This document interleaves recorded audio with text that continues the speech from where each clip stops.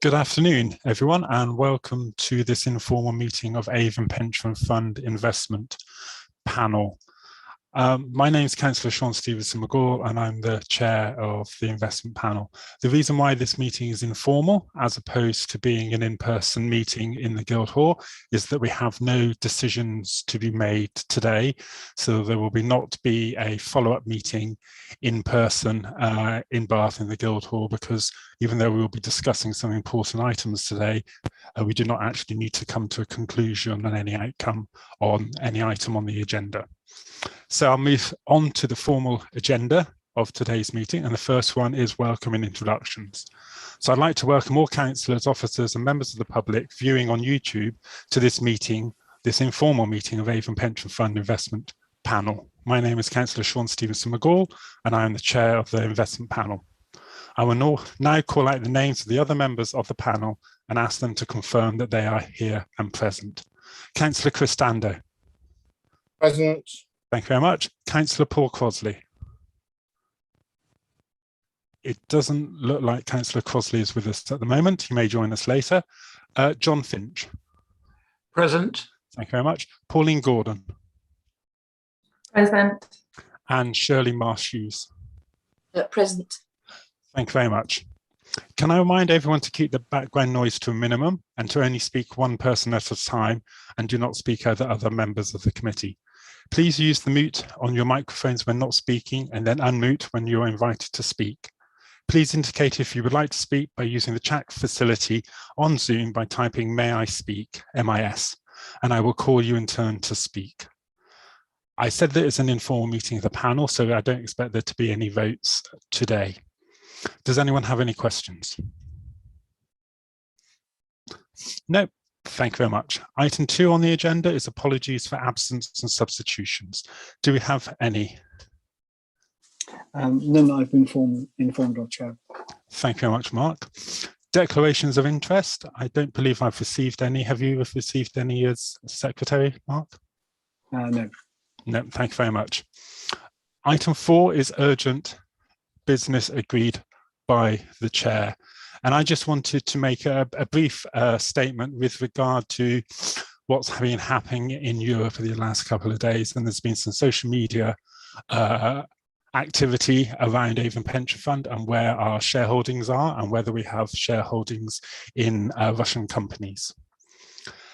So my statement is, now that we have terminated our dedicated emerging markets portfolio, we only invest in developed world benchmark funds. Therefore, any exposure to Russia will be very small and only through active stock selection decisions of our managers. However, given our ESG focus as a fund, it is very unlikely that our active equity managers would be investing in Russian stocks. We do have a small exposure through our MAC portfolio, our MAC portfolio. In line with their responsible investing policy, Brunel will be monitoring their managers to ensure that all companies comply with United Nations principles on business and human rights. And we will consider what engagement is needed to be done with companies as a result of that situation. Thank you very much. That's all I wanted to say on that topic. Item 5 is items from the public to receive deputation statements and petitions or questions. And we have one speaker today, Mel Clark. So over to you, Mel. Thank you for letting me speak to the committee today. My name is Mel, and I'm here as a member of the pension fund for 42 years, newly retired actually, and as a member of Extinction Rebellion Bath. Whilst I acknowledge the progress made by Avon Pension Fund in reducing the climate intensity of the fund, it's just not enough. According to research by the campaign group UK Divest, at the end of 2020, the fund's total fossil fuel investments were over £100 million.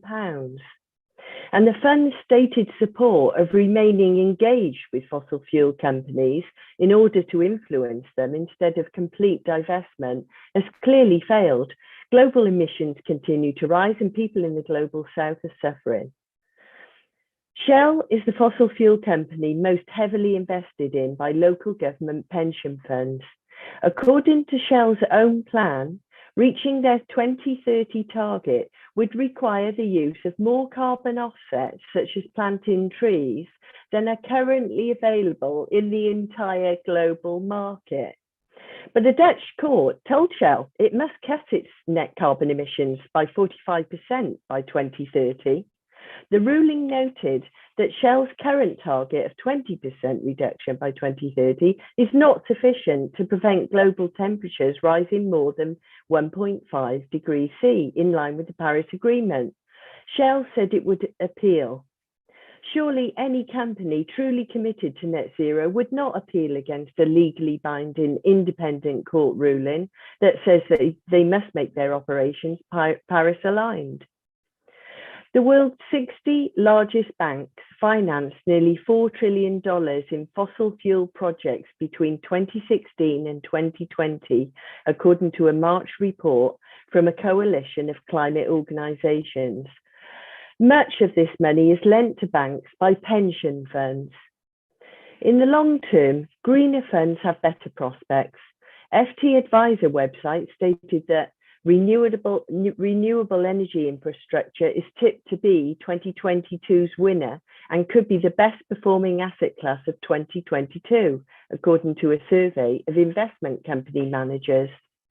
The Financial Times highlighted the rosy prospects for green investments, reflecting the attractive yields on offer from trusts investing directly in these projects.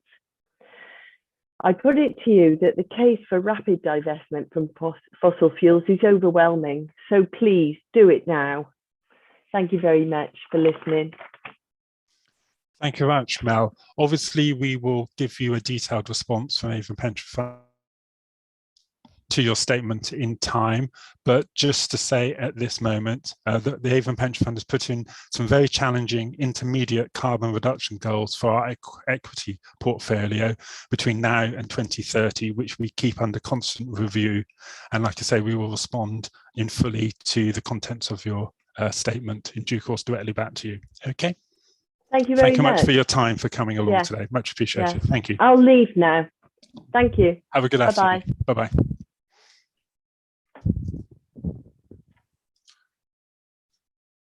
So that was item 5 on the agenda. Item 6 on the agenda is items from councillors and co-opted and added members, and there are none. Item 7 on the agenda are the minutes from the meeting on the 19th of November, both public and exempt. So can I have a proposer and seconder that the minutes which have been circulated are a true and accurate record of that meeting? Happy to propose that, Chair. Thank you very much, Councillor Dando. And a seconder? Seconded. Thank you very much, Pauline. Thank you.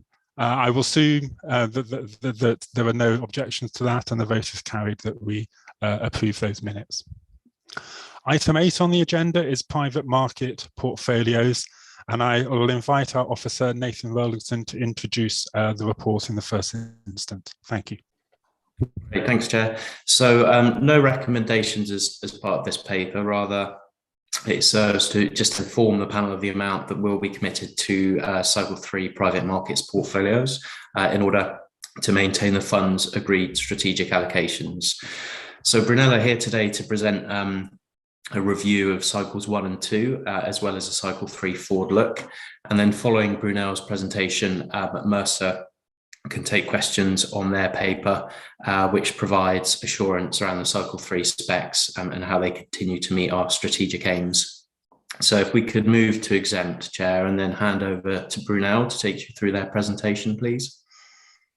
Thank you very much. I'll just double check with committee members that they have no questions that they want to ask in the public session. I assume not, but I thought I ought to ask. No. Therefore, panel, having been satisfied that the public interest would be better served by not disclosing relevant information, proposes that in accordance with the provisions of Section 100A4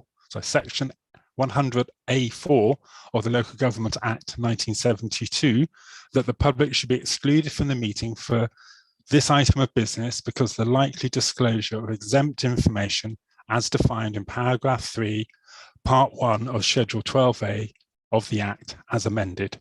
Can I see can I see a proposer, please? Proposed, Chair. Thank you very much. And a seconder? Second. Thank you. And I assume that there's no dissent, that we move into private session. So may I thank members of the public for joining us for the first few minutes, first 10 minutes. Unfortunately, we don't know how long we will take, but if you stay on the channel and have it on the background, we'll be back to you once we've discussed the item in exempt session.